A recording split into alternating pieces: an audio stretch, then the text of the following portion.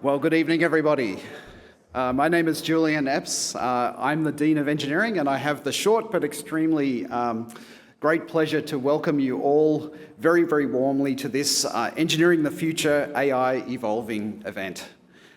Before we begin, I'd like to begin by acknowledging the Gadigal as the traditional custodians of the land that we're meeting on. Pay my respects to elders past and present and extend that respect to any Aboriginal and Torres Strait Islanders with us here this evening. It's quite remarkable to think that Indigenous knowledge has allowed people to live sustainably on this land for tens of thousands of years before we were here this evening. So recently, UNSW, some of you may know, launched a bold new strategy, a 10-year strategy which is entitled Progress for All, as you saw on this enormous screen. It's so large that I feel like the CEO of a tech company standing near it. I hope I can do it justice. But this strategy essentially puts societal impact at the heart of everything that UNSW is doing. And I think the societal impact isn't something that a university can do alone. Societal impact is something that we do with partners. And we'll see a number of our partners represented on the panel here this evening, which is fantastic. And I don't know if anyone has taken the time to download the strategy and have a read. Occasionally we find some strategy enthusiasts who like to have a look at that. But if you do look through the strategy, actually AI is not mentioned all that much in there. You might think, oh yes, every 10th word will be AI. And so you might say, well, why is that? You know, the Faculty of Engineering, the largest and highest ranked Faculty of Engineering in the country, with now an amazing 23,000 students, why is it not being mentioned that much? Well, about 5 years ago, the faculty did a survey to try to figure out, who's really using machine learning and AI? Is that really happening across the faculty? It might be just, 10 or 20% of us. At that point, we discovered about 75% of all of our academic staff were using machine learning or AI in some element of their research, if not being at the forefront of driving it. And of course, that's 5 years ago, and a lot has happened in those 5 years.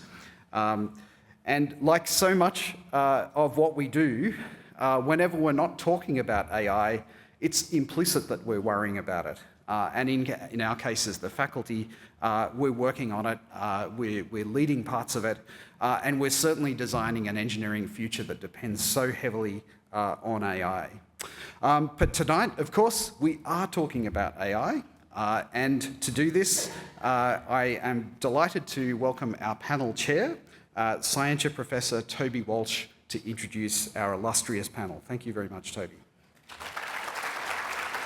Right. Well, good evening, everyone. Thank you for coming out tonight. It's a gorgeous evening to talk about artificial intelligence. It seems impossible not to hear the words artificial intelligence. I think every day I open the newspaper and there's more stories about AI. A big story this morning where Anthropic announced a big memorandum of understanding with the Australian government to work closely with.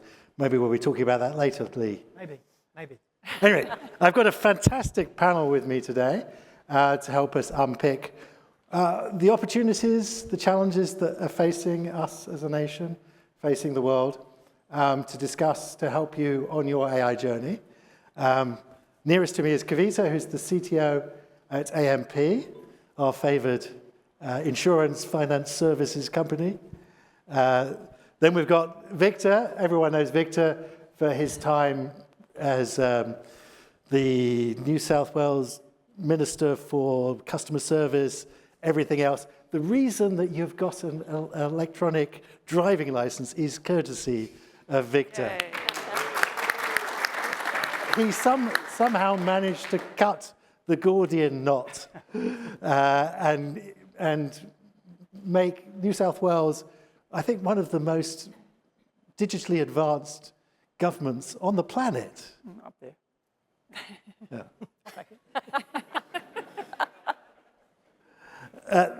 Next, then, we've got Lee Hickin, who's the director of the National AI Centre. Although he's crossed over from the other side. He used to have a very senior position at Microsoft Australia before that. So he knows both sides of the coin. And then finally, we've got Sue, who is, I have great pleasure to work with Sue because she's directing the AI Institute at UNSW. We were lucky, very lucky to lure Sue down from Queensland, where she was the founder and CEO of Robotics Australia, the peak group for robotics in Australia. So welcome to the panel.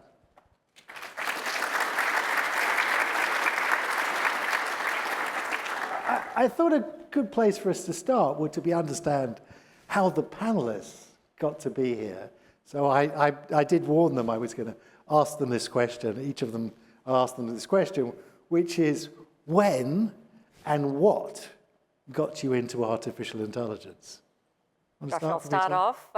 Great to be here and very excited to actually learn from this amazing panel that we have here. If I think of my first dabbling at AI, it was when I was at university. And as part of studying computing, it was the notion around neural networks and what was possible to it. So this would have been around 2000. And I did experiment with it at that point in time, but really it took until ChatGPT came along. And in the context of AMP, we were one of the first 200 organizations when Microsoft was rolling out Copilot that we were selected in. And that was the real sort of rigorous part of experimenting, but also thinking around how do you drive value from something like that as you start to explore a new technology.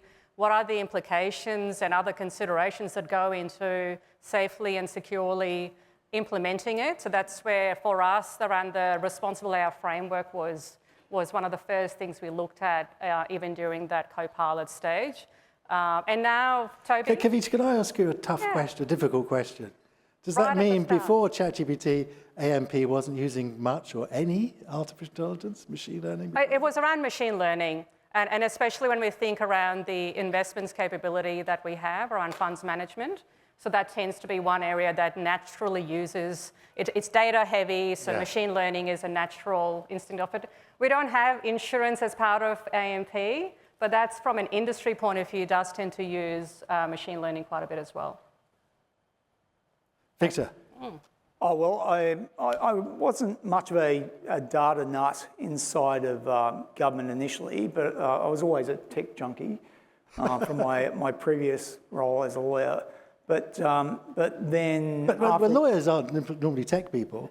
Not normally, but if you wanted to win... They're word people. Well, I know, but if you wanted to win large litigation cases, then the best way to do it is to subpoena and interrogate everything that moves, put it into an Excel spreadsheet and press sort. No joking. You get a chronology close to the documentation that is more contemporaneous than a faulty recollection. And I realised the power of tech and in brackets data then. So I got into government. I then became, for a reason I might explain later on, I became the data monkey inside of Cabinet. And I was boring everybody about where's the data, why isn't it real time, et cetera, et cetera. 2015, we set up a data analytics centre with the first chief data scientist, Dr. Ian Opperman.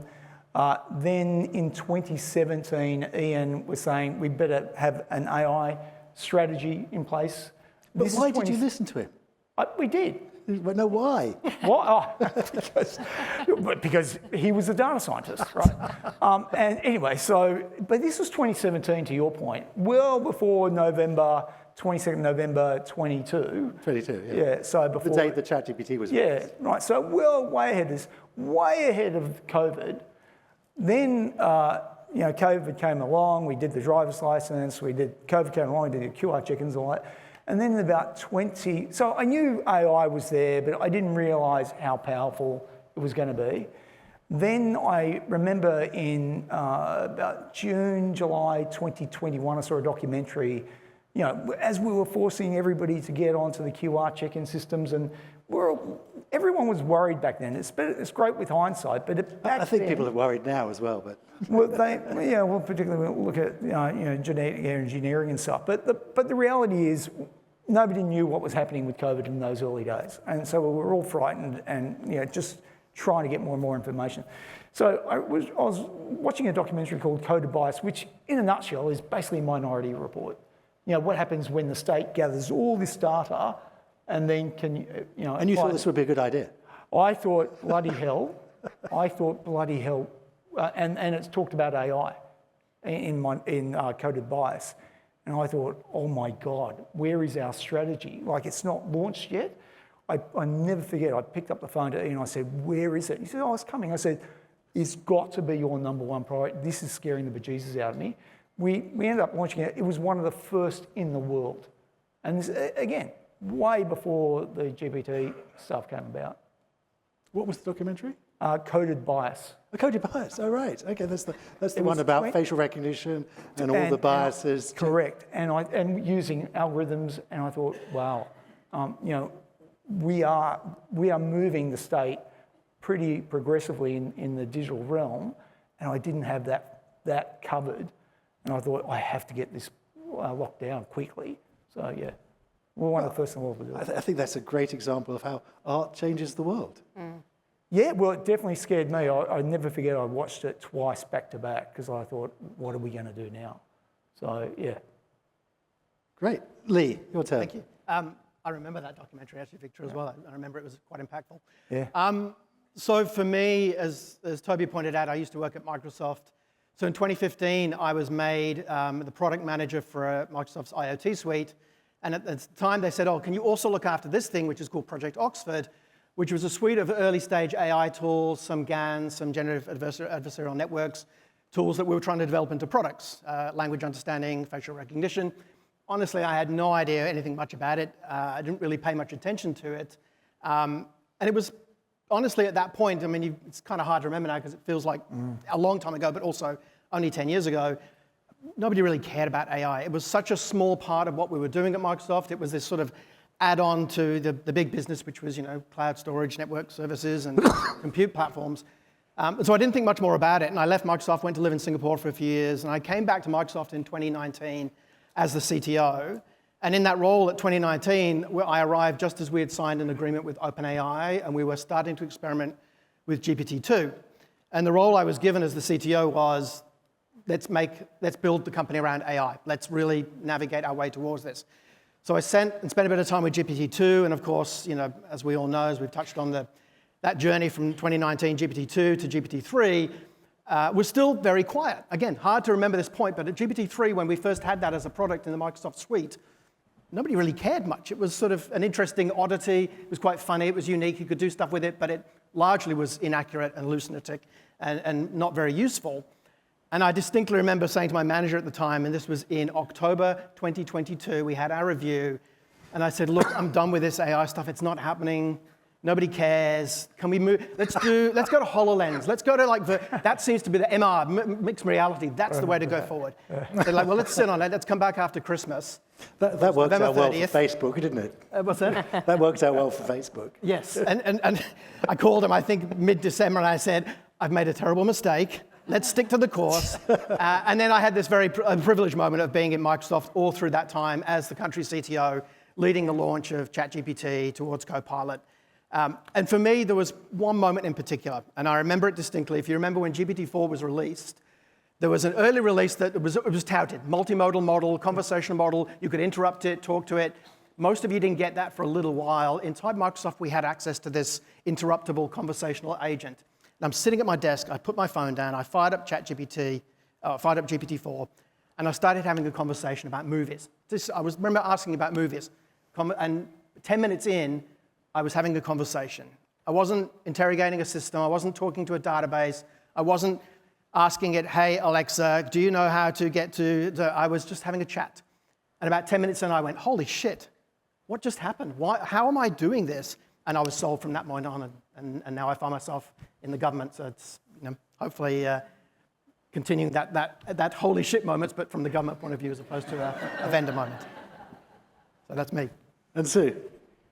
Well, my background's as a geologist, so I went from zero AI to kind of 100% AI when I had the opportunity to help set up a research centre headquartered at QUT that was bringing robotics and computer vision together, and that was 12 years ago. And so for a lot of people, you're probably wondering, like, why bother? Like, what's the big deal about that? But 12 years ago, robotics and computer vision up until that point had really evolved quite separately because it was not common to put a camera on a robot as a sensor because we actually didn't have the computer processing power for robots to make any use of that information. So roboticists for a long time had pretty much moved wholesale over to LiDAR. So they're using laser range finding to get a spatial, a 3D, map of the world, and so it meant the robot could operate, but there were some limitations in that information. It wasn't able to robots couldn't access the rich visual information that we get from cameras.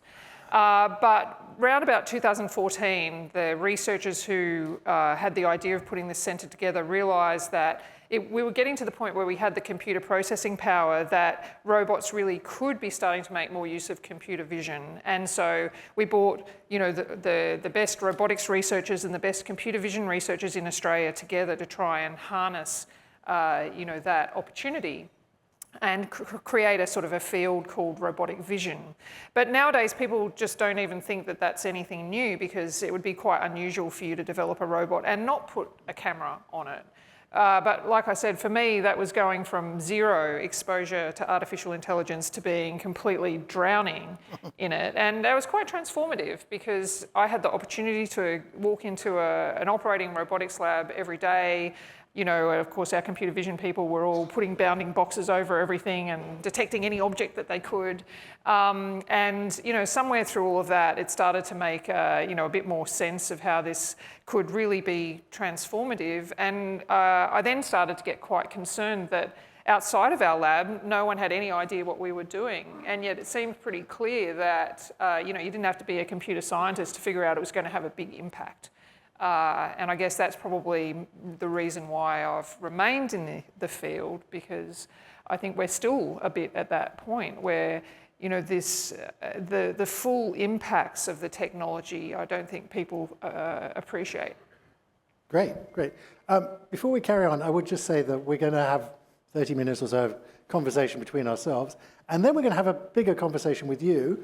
There's a Slido link up on the screen if you want to submit a question. We'll be curating the questions. You'll be able to vote for the questions you want to hear answered. So please do participate through the Slido, and we're going to then continue the conversation. I did warn you, was my second question, the only two questions I warned you about was, I want us now to look forward 20 years. It's a huge amount of time. Just to put 20 years in perspective, 20 years ago, we didn't have smartphones. So that's how much the world has changed in 20 years. So I want all of us to look forwards 20 years and say, what are your hopes for what artificial intelligence has done to the way we live our lives, the way we go about our business, the way that we do government? Want to start, Lee? That's the mistake of looking at you as you're asking the question. Well, you look like you were staring keen at your to eyes, answer the question, to get first dibs at the question. Look, I have a thought on this, and I appreciate the room I'm in. This is perhaps somewhat controversial, but let me just go down the path I've started. Maybe in 20 years' time, maybe in 10 years' time, who knows? Timelines are very hard to gauge at the moment. But the one thing that I've always felt that AI has done for us, and I've watched this viscerally through my son who's currently studying at UNSW, is the democratization of access to information. The fact that when I say to him, do you know how to do something? The generation I grew up in and my father grew up in and my parents grew up in would have said, no, I'm not, I don't have that skill. He lives in a world where he just says, no, but I can figure it out. I mean, it's kind of a little bit of the Matrix thing where, I'll just give me a second and I'll suddenly become a helicopter pilot.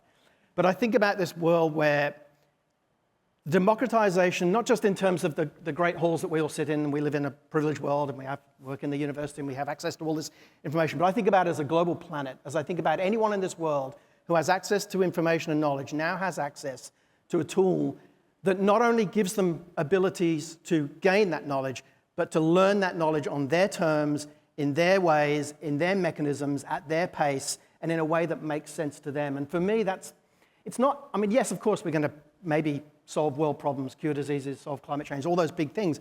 But the macro thing for me is, as human beings, if we don't grasp that idea that you have in your hands all of the world's information, and if you know how to ask it a question, yes, it'll hallucinate, make stuff up, and you know how to navigate that. If you learn how to navigate that experience, the world is your oyster. There is no barrier to what you want to learn how you want to figure out a way to a problem, a new experience you want to figure out, a new way of communicating, thinking about an idea. It's all available to you. And I think to me, that is where I'd love to be. But there was a second part to your question, which you didn't mention, which is what's stopping us getting. Oh, we're coming to Do you want to come to that? We'll come to because that. okay. We'll stay positive before we... Yes, because that is fairly negative, so we'll stay Before we put the blockers in the way. Fantastic. Okay. But just one little blocker. You surely don't believe hallucination is going to be a problem in 20 years' time? No, I don't. And that's some because it's already less. It's a problem today. It's less of a problem today than it was 2 years ago. I think the problem is, and this does edge a bit into my thing, so I won't go too far down it. AI will, by definition, by design, transformer architecture models will hallucinate because they're intentionally not trying to solve your answer. They're trying to figure out how to respond fluidly. But we don't invest enough time today in learning how to do that and learning when hallucinations appear. We don't have the skill, generally speaking, in the population to use AI effectively. We dop in and out of it. Oh, I got me a nice recipe. Oh, look, it was an interesting haiku I just wrote. But I don't use it effectively. So I think we'll fix those problems, but I think we as a population also will get so much better at using the tool to better ourselves. Great. Sue? In 20 years' time, I'm hoping that we'll actually see the promise of personalised medicine and personalised education in ways that we haven't quite been able to unlock the benefits of yet. And Well, we heard the wonderful story about the dog. Yes. the dog AI, yes. The cancer-curing dog. Yeah, so I guess there's going to be, I know you don't want to talk about challenges yet, but it's more about how that can be delivered in ways that are cost-effective and that are democratic so that everyone gets the benefits. And so we don't have people designing medicines for themselves that they then Just for the can't afford. billionaires. Exactly. Making sure that the benefits are spread is probably going to be the big challenge. So in 20 years' time, I think AI will have fulfilled its promise if we truly get access to personalised medicine and personalised education. And maybe we will have some autonomous vehicles in some places, and maybe we might have a humanoid robot that is somewhat useful. Why maybe? That's rather pessimistic, surely. Well, Surely you can go to San Francisco today and get in a Waymo taxi. As you know, it's Austin. not necessarily a technical issue, though, is it? It's also the issue of acceptance and whether people. I hate driving. I don't know about you. What's that? I hate driving. I can't wait to have something drive me that's not going to have accidents. True, but I guess maybe you're not speaking for the 6 billion people on the other people on the planet. You know, we can't. No, I'm sure they don't want me will. to drive either. That's probably true, Yeah, but that is true. I'll stay to my bicycle. It might not. I think we have to consider that it's not necessarily going to be technical barriers that are going to prevent more widespread adoption of artificial intelligence. So you're confident we'll have solved the technical challenge of building an autonomous car that can drive safely on the road? It's the societal question. Okay, safely, I'm not 100% sure on. Mainly because... Safer than humans? Safer than humans, possibly, but not necessarily safe in all instances. Because of the humans? I thought you wanted to stay positive, Toby. No, I just want to... Well, it just depends how well they're able to get over the edge cases, because of course what we see now are vehicles that are trained in pretty ideal conditions. They're not having to operate in the outback. They're not having to operate over flooded roads and in situations where they're having to make instantaneous life and death decisions often. So I think the jury's still out. I'm not confident that we will have 100% solved that. I think there's a lot of problems with how we apply artificial intelligence in safety critical systems. But that's just me. Okay. Victor, tell us about, I guess, government. Oh, well, government will definitely be in Government 4.0 by then, but maybe backtrack. When I was the Minister for Aboriginal Affairs, in 2011, I'll tell you a story, and that will frame up where I want it to be. There was an outbreak of abuse in a remote community. We had a series of ministers come around the table, and I was there, police was there, health was there, education was there, family community service was there, all the regulars. And we said, like, what are we going to do? And police said, well, in the last week, there were 3 reports of abuse in this community. Health said, well, in the last 2 weeks, there were 5 people turning up to health facilities with clear evidence of abuse. And I looked at education at the time and I said, look, I'm not a data scientist, but I would have thought you have most of the lead indicators in your backyard. Truancy, which kids are not at school today, which were not at school yesterday, the day before, is there a family? We're knocking on their door to make sure, just the usual safety checks. Oh, yes, Minister, yes, you're right, they are lead indicators. Yes, we do have that data. I said, well, okay, well, which are the kids? Oh, we'll get that data to you in 6 weeks. To this day, I was burning with rage. I'm thinking, like, how many kids are going to fall off the cliff in that 6-week period?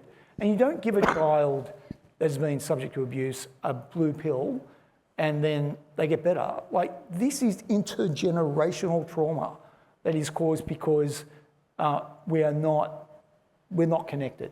We're not putting services around the individual. We are just so fragmented. I swore by that time, I'm still getting goosebumps now, that I will digitise the bejesus out of everything I touch because we want real-time data. We want to make decisions in real time.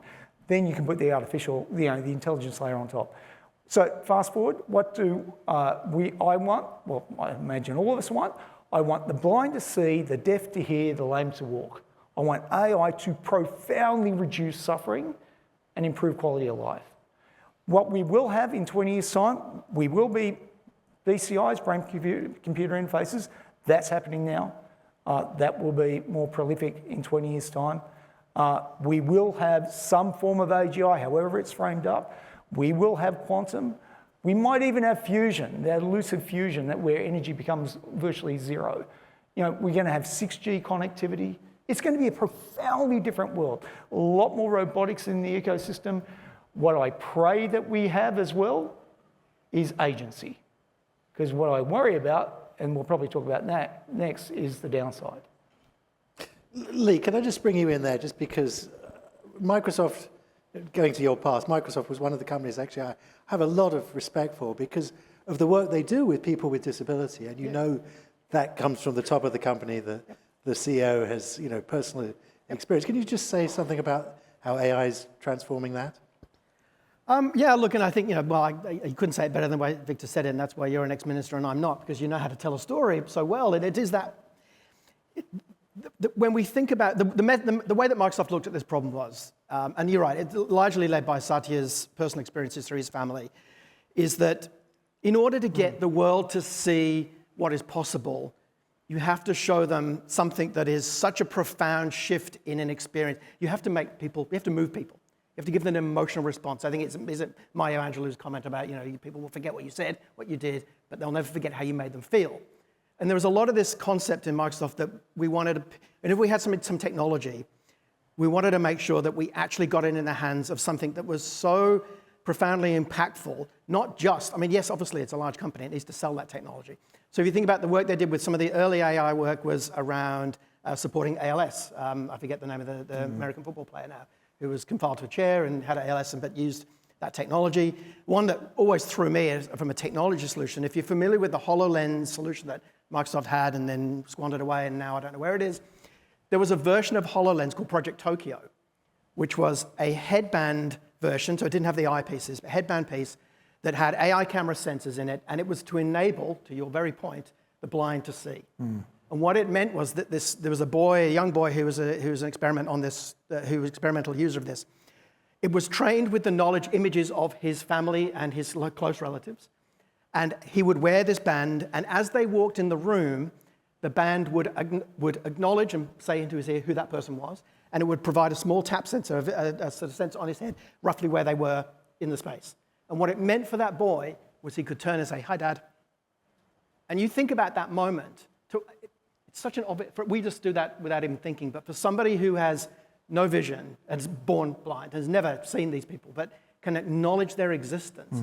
And it's those kinds of technology stories, that those are the ones that, to your point, they sort of take you out of the hubris of look at what we've created, and they make you kind of just go, look at how we made that person's life change. Look at the impact we just had on a human being, and it cost me nothing to give them that, other than time and technology. I'm going to correct you on one thing, because you undersold yourself. You said, yeah, of course you want to sell stuff, but as far as I can see, it's also about Microsoft earning the social license to do what it does, right? And I'm not going to comment now because I don't work there anymore, but you're absolutely right. This was one of the pivotal changes when Satya came in 2014, was this pivot towards we don't have the right to exist any more tomorrow than we do today. The right for this company to exist continues to be when people want us to be here.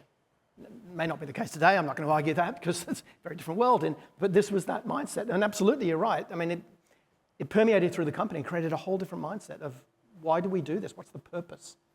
I think AI has sort of caught us now in a moment of economic hubris as opposed to innovation hubris, which is perhaps edging into the negative. So I'll let. But the other lesson I take from that is also the importance of leadership. Oh, well, yes, if we want to get down to kind of how we solve this, or what do we need to do, all of you are leaders in some respect of your life, whether it's in your family, in your work, or where it is. And people respond to leaders. Yeah. You know, people do what leaders do, say what leaders say, and behave as leaders give permission to do so. And what Satya said was to the company is, you have permission to explore anything like this. When it helps another human being, that's worth exploring. Wonderful. Kavita, your turn.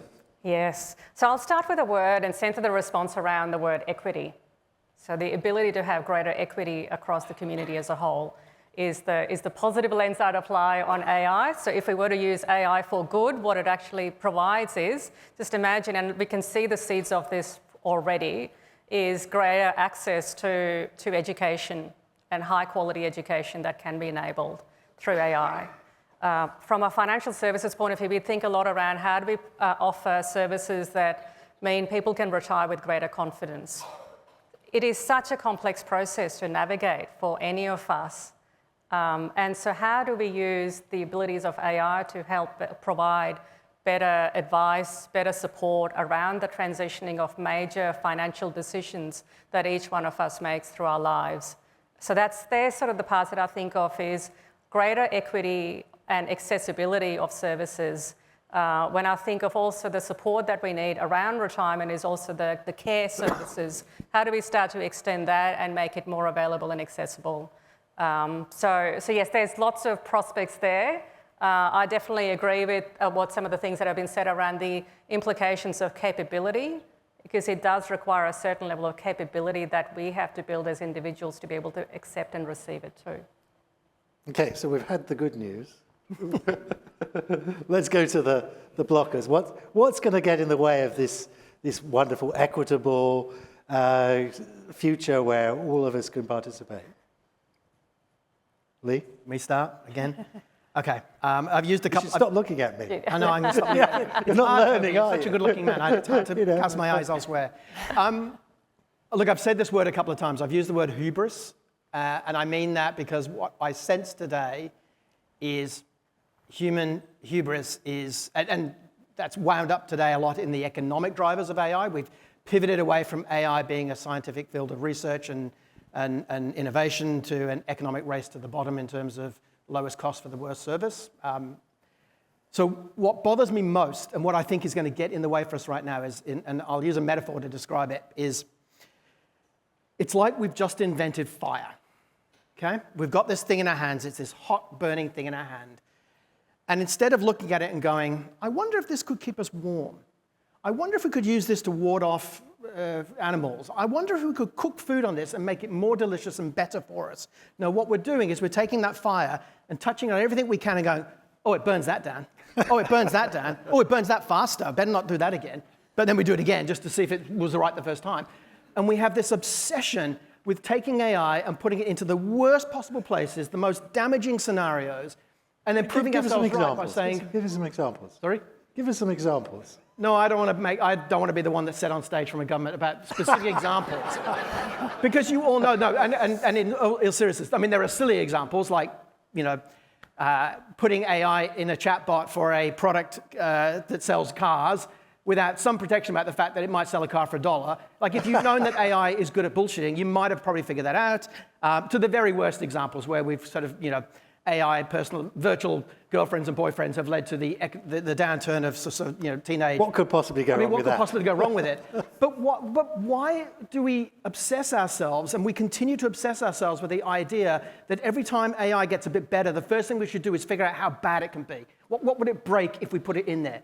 The number of conversations I have today, and the conversation is, we're a group of pathologists. Tell us, when is AI going to take over what we do? I'm like, why would you want to know that? Why would you even explore that as a topic instead of saying, perhaps, what better pathology could you do if you had AI in your toolkit?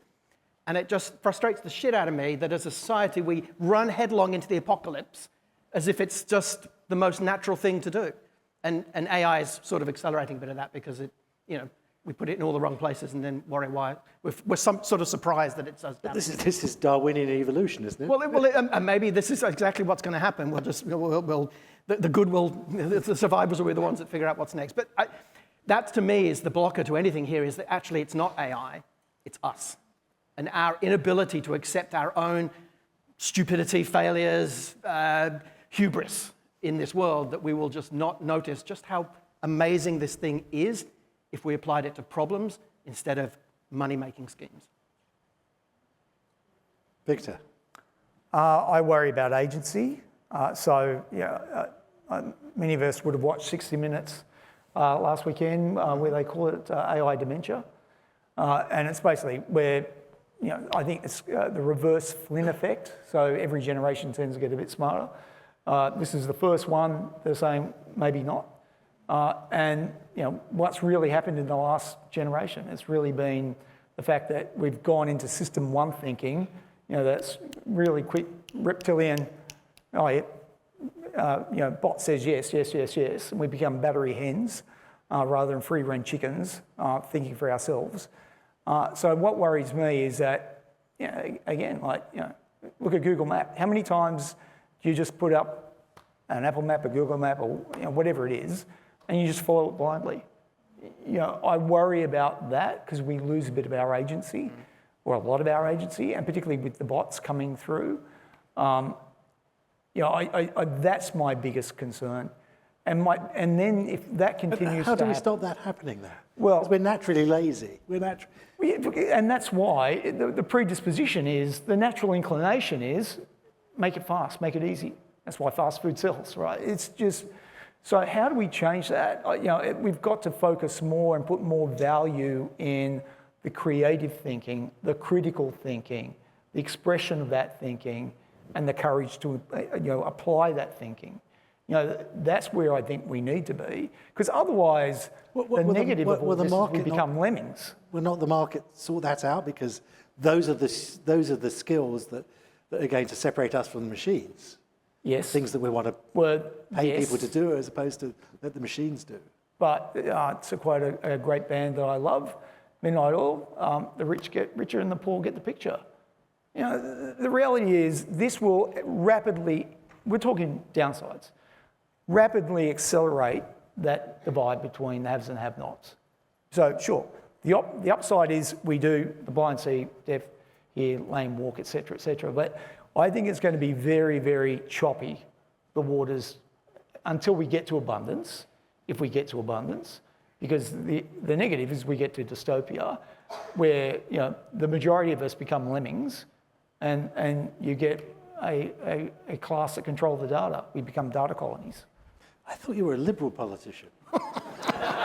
I am. You sound like a Labour politician. I'm writing a book. I'm a massive capitalist, not of the Gordon Gekko variety, because I don't believe greed is good, but I believe in that the market is the natural place for innovation to take place, provided you, me, you have choice in the market. So, I love that Korean model where the ACCC or their equivalent now goes out there and says, you know what, that data that you're collecting, we give you a license to mine minerals under the ground. You get a license and you pay a royalty because you need a social life. That's not your mineral, that's public mineral. Apply that to the data age. There's a whole lot of data that's being collected that is monetized that, quite frankly, should be a public asset. Sure, the enterprise keeps what is intrinsically valuable Or should to be a enterprise. private asset. Sorry? Or should be a private asset. I mean, you've That's, nationalised that's another stream, but even at the macro level, there should be public sovereign data assets that are for the public good. Yep. And so I think that's where, but again, you need regulators like the ACCC to have superhero powers to go in there, like they do in Korea, say, no, open up that data, make it available for everyone in the public, feed ecosystems, feed startups, create innovation, create transparency. I think that's, if we do things like that in a government 4.0 situation that we're going to move to, then I think we've got a better chance of getting the equity plays. We get a better chance of not being lemmings. But if we take the lazy, slow option, there's a real risk we go down the negative. So, I mean, some of these things are natural monopolies, data monopolies. We only want one social media platform because we want to find our friends all in the same place. We only want one. There's been plenty of cases, Toby, where ultimately the government can go in there and say, we're going to, these are antitrust powers. We've seen that before with Microsoft. So and the feds have got the same powers. Like, it wouldn't surprise me if Europe goes there first, to be honest. And They tend to. They tend to, and the reality is, when they come together, they're a big marketplace. They were the ones, thank you Europe, that forced everybody on to, back to that common connectivity. Otherwise, we'd be still doing Samsung one and Apple the other, which was madness. Now, because Europe says, this is stupid, we're going to have one system. America, you do you, but they said the economies are stupid. Let's just do it once and do it properly. So, I'm hoping we do, get there. I'm hoping. Kavita. I think there are a couple similar threads to what Victor has mentioned. Sort of the flip side of equity is inequity, and that's the theme that is already coming through around how concentration of power in a few. Toby, to your question around we have one Facebook or one social media platform, the issue with AI is that it'll start to change the business models and what we know as functional industries as they exist today. So it's not just social media, it could be all sorts of services that you just go to the one, and that's where it is a greater shift than what we may have seen so far, where I think that sort of is one thread. The other one... So this is sort of Musk's idea of an everything Exactly, app. Yes, everything app and everything. So hopefully Musk is not in charge of it. But that's it, and that's where even if once you have a concentration of power, the decision-making ability and the implications of that. And then the second part is the fact that AI is evolving at such a rapid pace. Our regulation, the gap between our regulation and the ability to ensure that there is goodness in how we apply and deploy it, the divide will only grow if we keep at our current rate. So that creates another level of dysfunction potentially. And how do we stop that divide happening? Less navel-gazing, perhaps? Less navel-gazing. We need to go into, and that's I guess the part with any sort of transformational change is that you can go into freeze mode rather than action. So we have to keep going and we have to try and we will learn along the way, but we have to apply it. That's what will drive, whether it's around policies, whether it's around regulations, whether it's around, Victor and I were talking previously around systems thinking across geographies. That's where we will get progress. And we might not get it right first time or second time, but we will get there. But it's better than not doing anything. So talking across geographies, one thing we haven't talked about is the broader international AI race. US versus China. How does poor old Australia survive in this hyper-competitive race? Let's start with Lee, because you're in charge of the National AI Centre.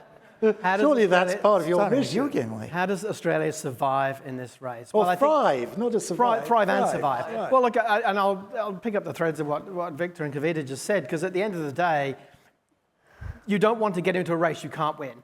And frankly, we don't want to get into a race to be competing with the large tech companies for the development of another version of the AI models. What do we actually want to do?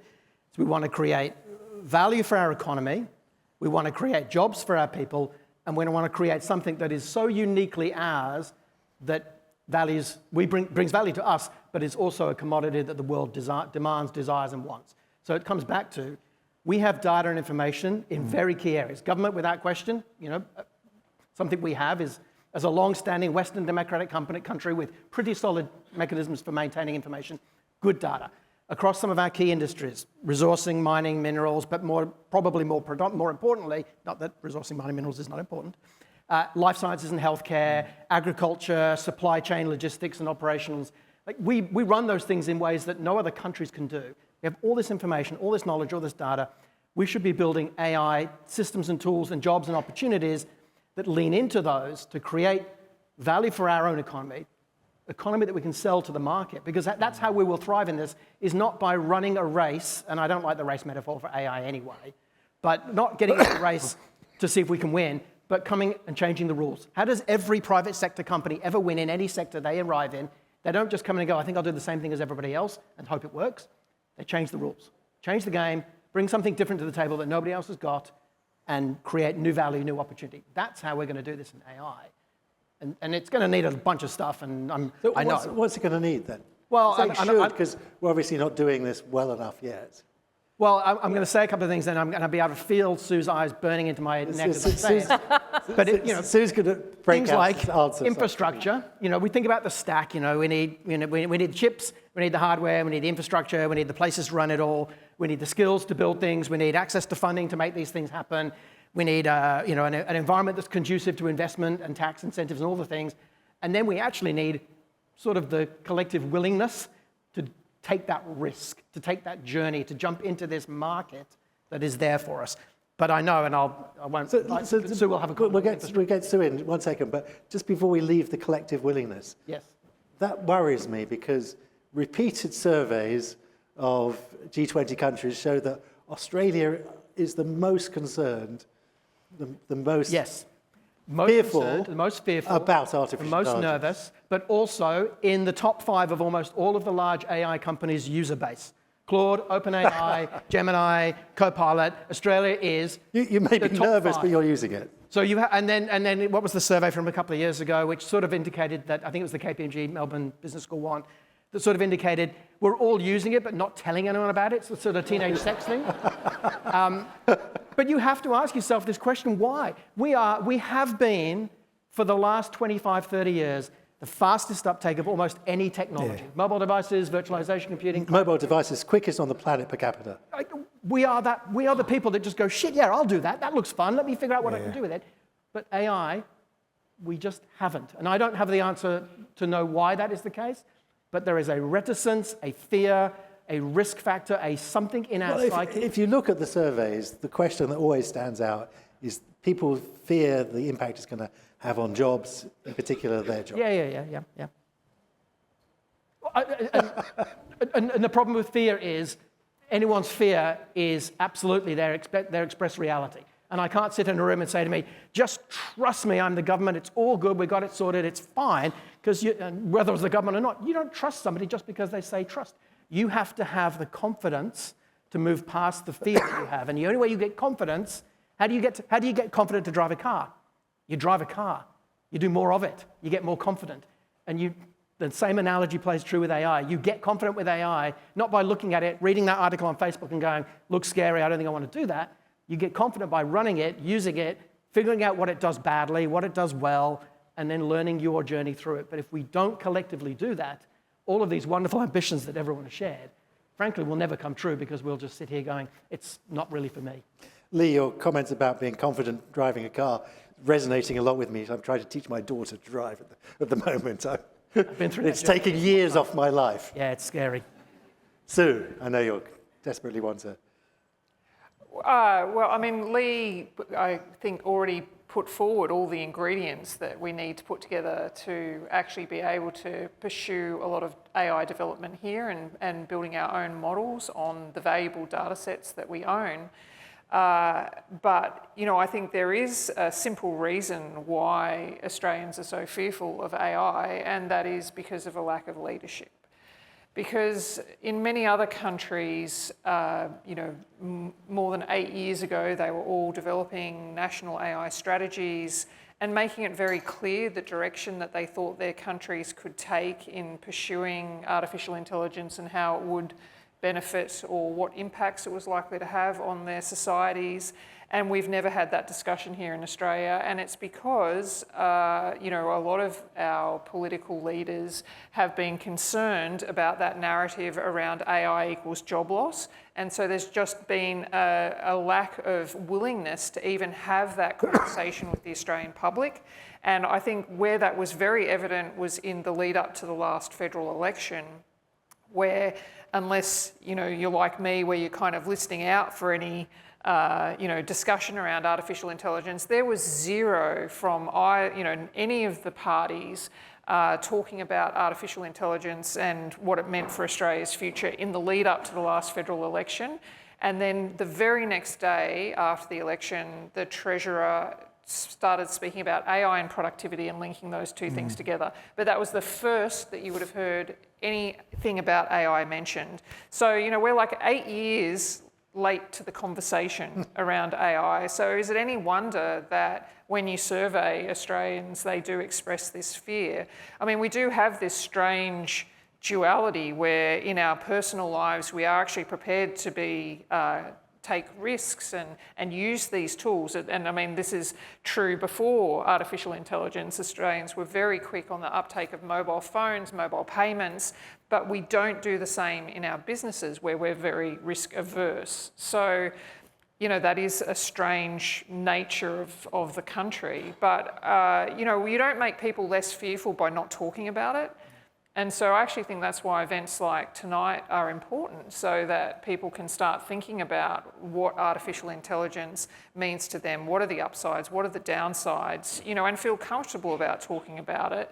And also, I mean, unfortunately, I don't think we're still at the point where we can have faith in our leaders to guide us in the direction where we want to go. We still have zero ambition in terms of building artificial intelligence here in Australia, despite the fact that, as Toby and I know, being at the university that has the largest engineering faculty in Australia and arguably is the engine room for developing AI talent in Australia, we have the talent and we have the opportunity to really chart our own course and pave our own future in this space. But we are, you know, at the moment, you know, if you don't know where you're going, any road will get you there. We're kind of directionless and lacking in ambition, at least as articulated by our nation's leaders. Victor, as the former politician on our panel, the floor is yours to respond. Well, I agree with Lee in the sense that, you know, companies always come to Australia very early on because we are very early adopters. And if it works here, then they take it back to the States a lot of times. And that's because we are innovative. I don't like the language of fear because, like, we do things. Like, for God's sake, you know, we swim with sharks, we wrestle crocodiles, and we have redbacks in the dunny. You know, like, we're not a scared nation. We're skeptical. We're skeptical, and I think we're cautious and we're guarded at the political rhetoric. But the reality is, if there is something that is new and novel, we give it a go. And like, look at the digital driver's license. Let's be honest, that is de facto digital ID. It's biometric, it's digital ID, right? I'm old enough to remember the Australia card debate. They had pitchforks in the street just thinking about it. And how many people here in New South Wales have adopted that digital ID? 85%. Opted in. It's not like we said you must have it. You can opt out whenever you like, and you still get the plastic card. 85%. What's the approval rating? Last time I checked, 93.6%. So we are very early, quick adopters of this stuff. We literally led the world. So I don't think there is a big difference between opt-in and compulsory. But this was not compulsory. The Australia card? No, the digital driver's license. Yeah, no, it's opt-in. That's what makes it more still, acceptable. you're getting 85%, and there was still, there's going to be 15% of the population at any given time that can't access digital for whatever reason, had a bad experience with government, been burnt with trust, or they might be flat earthers that just don't believe in this stuff, right? So, you do you. But the point is 85%, and if you look at the age breakup, it includes a fair equitable chunk from 65 to 74. All I'm saying is, Toby, is that Australians, and definitely here in New South Wales, we opt in to tech.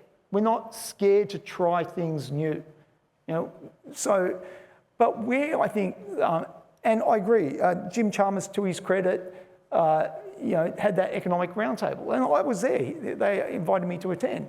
And I don't want to put words in his mouth, but he said something to this effect: we're not going to get more productivity with more pen and paper. It's just not going to happen. And if we want to be a fair and equitable and productive and prosperous nation where we can generate and share the wealth, we're going to have to be more productive, right? So I think the noise is starting to come up top. I accept what you're saying, Sue, in relation to no one's really talking about the elephant in the room in relation to job losses and stuff. And I think we need to have a deep discussion about that, and you'll probably no doubt unpack that. But there's definitely signals at the top saying, because I know, I speak to them, there are signals at the political level saying we've got to use, we can't fall behind. I think the challenge is it's not getting translated into operation at the bureaucratic level. And that's the problem. So the politicians are saying, yeah, AI, do it for good. But then you get the bureaucratic level that are doing, last time we tried to do something. Robo-Dad. Correct, and it had nothing to do with AI.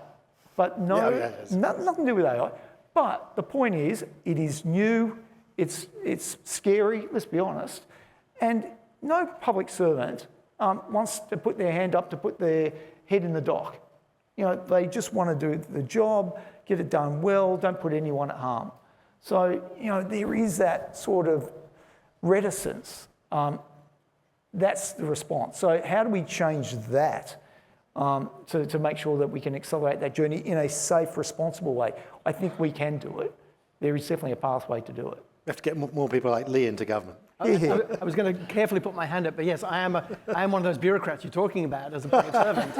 Get onto it, mate. And it's okay. Get onto it. But look, you're absolutely right, and this is not in any means about sort of self-promotion, but that's the reason why I took this job, is because I sat on the outside at Microsoft thinking, why are we not doing more?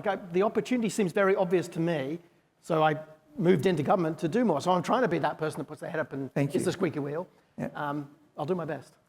We'll come back in 20 years' time and see. I might be retired by then, I'm hoping. Yeah. Great. Well, I think we should broaden the conversation out, bring the room in. So I'm going to go to the questions in Slido. The top-rated question. Right. Research shows companies investing in AI are not seeing a return. There was a recent McKinsey study. When or if, I'm not sure about I like the if, do you think this flips? And what will be the catalyst? Lee. Stop looking at him. Because this is your portfolio. Yeah, no, so look, there's a couple of things. I think that we're investing in AI, which could mean we're doing a little side project, we've got a little tag team, and they're running up some little pieces to run it alongside the business, but we're not really doing anything that's dramatically changing the business. So they're not necessarily seeing the benefits. So there's this sort of perpetual experimentation in AI.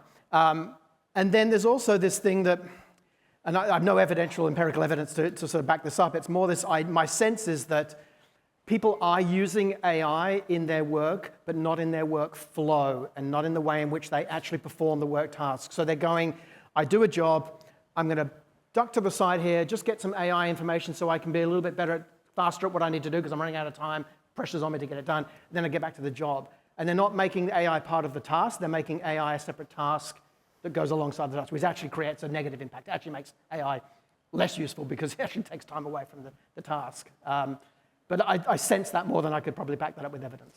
And a little anecdote, 60% of the queries questions into ChatGPT are personal questions. There you go. We're using it to run not our businesses, but to run our personal lives.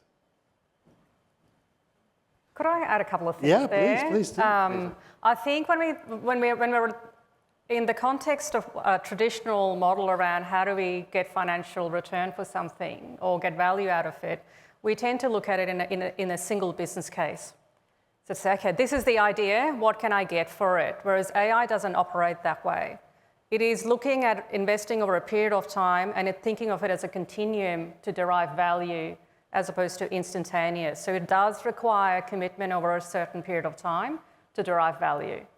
The other aspect It's is like that... investing in people. Exactly, yes. The other dimension is also that a lot of it, when we think about asking and prompting, that is just around productivity and experience improvements as distinct from reimagining how something can work in the context of AI. That's where you will actually start to derive greater value if you start to think about it more holistically. And that's where also the evolution of going from prompt-based chats to agentic workflow and orchestration. So, but it requires effort to derive that and adoption. Can I just pick up on that as well? Yeah, go. I've made plenty of mistakes in the past. One of them included... You're amongst friends. Yeah, well, I'll share Share. many mistakes. But one of them was I used to describe AI as a tool, and probably it was for the first 2 or 3 years, but electricity is not a tool, it's infrastructure. AI is just going to be embedded, as Kavita said, it's just going to be embedded. We're not going to take AI off and say, all right, everyone get back on their mule. It's just not going to happen. AI is now going to be embedded as part of the operating environment. So it's infrastructure now. Yeah. Okay, the next question. How quickly are Australian governments and enterprises adopting AI, and does the compliance and security impacting the logistics around the implementation?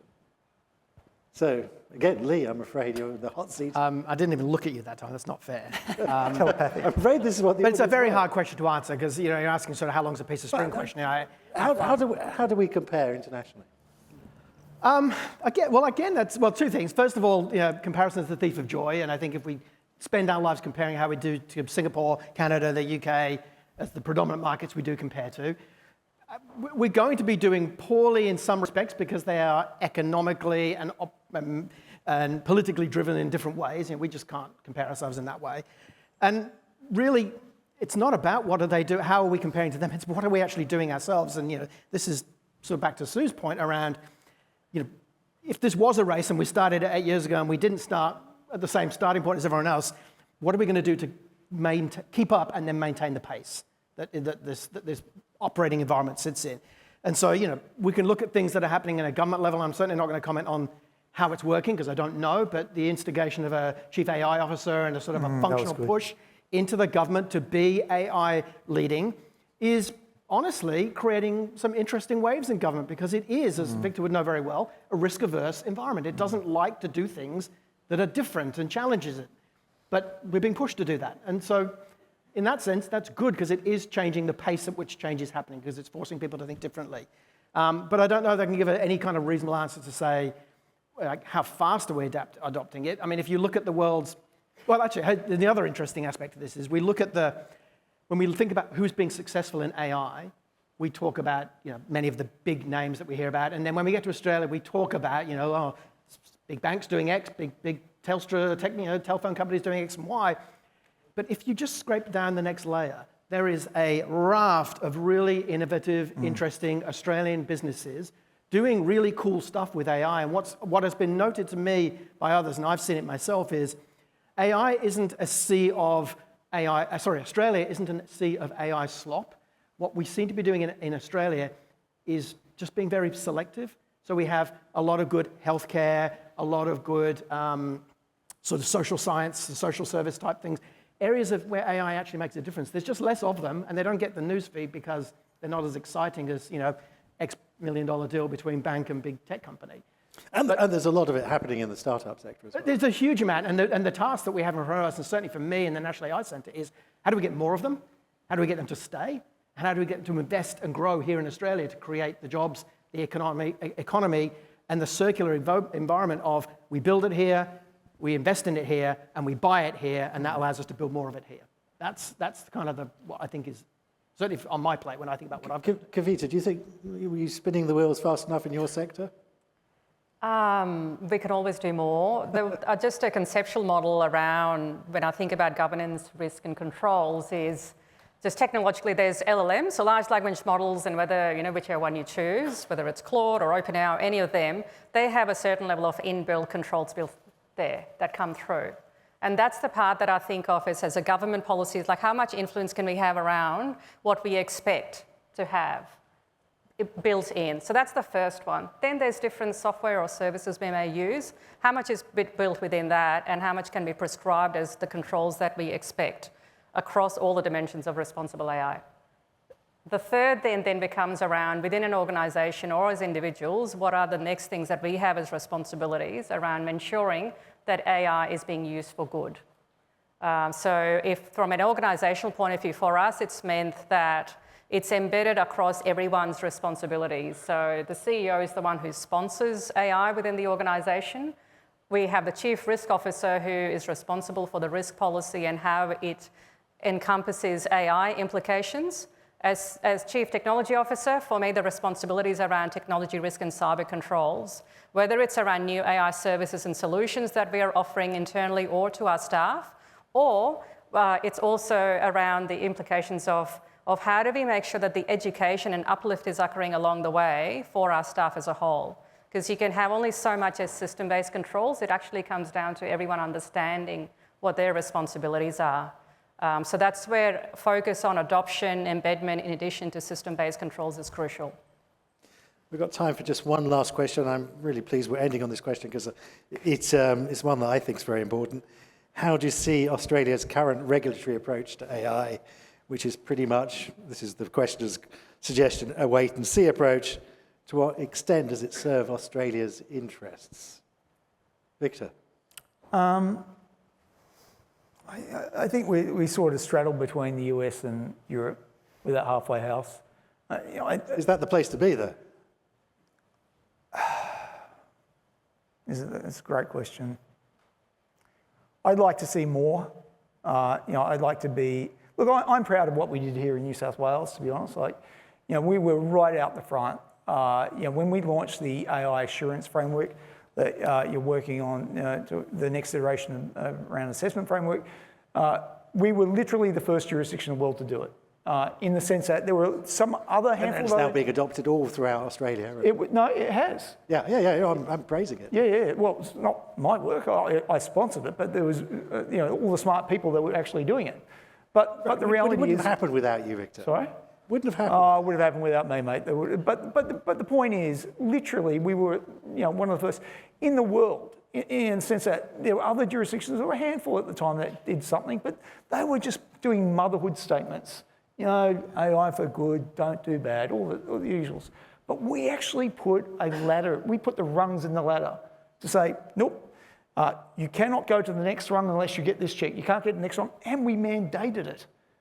We were pretty aggressive about it. And we were the only jurisdiction, whilst the others around Australia and even New Zealand pretty much copying and pasting, they haven't mandated. We did it here in New South Wales. So I think, if we took that type of approach, it gives us a safety net to get that social license that Lee was talking about. So again, the feds are sending all the right signals. I speak to Minister Charlton. He's constantly and correctly saying, AI, how do we use it to create more jobs, strengthen Australia? I speak to Minister Gallagher, same, right? So tick, tick, tick, tick. And as you said, Lee, by 1 July, every federal government department has to have a chief AI officer. Clap that in. Beautiful, I love it. I'd go 2 steps further, again, to operationalise this. First thing I'd say, okay, by 1 September, take this back to the team, every cow should have a tiger team with them. So tell me who your tiger team is. Otherwise, all the cow's going to be is just another person to tick a box. Get a damn team with you. And then by 1 December, tell me the project you're using AI as a tool, or to use AI to improve outcomes. Imagine that, by 1 December, we got 104 projects. Now, even if 90% of them are duds, you're going to have 10% that are pretty cool. And it'll give confidence for other departments to do the same. That's the flywheel we need. And they will do it when we have a good regulatory framework around us, thinking, I can do it safely without putting my head in the dock. Well, I think that's a great point to end on. I'm afraid we've run out of time, but there'll be plenty more conversations. Please join us outside for networking, for drinks, and I think there may be some canapes as well. I hope the panel is going to stay. You may be able to ask them questions in person. I want to thank the panel for a fantastic conversation. I've had a fantastic time listening and participating in the conversation. I'm sure you have as well. So please join me in thanking them for the conversation. I hope you enjoyed this evening. If you want to